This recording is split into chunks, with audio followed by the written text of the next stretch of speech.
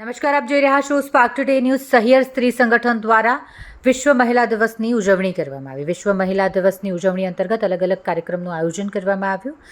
આ વર્ષે મહિલા દિવસની ઉજવણી માટે સહિયર સ્ત્રી સંગઠન અને સહજ સંસ્થા દ્વારા રેલીનું આયોજન કરવામાં આવ્યું હતું. સાથે પોસ્ટર પ્રદર્શન, સૂત્રોચ્ચાર, જાગૃતિ ગીતો, શેરી નાટક અને અભિનય ગીતનું પણ આયોજન કરવામાં આવ્યું.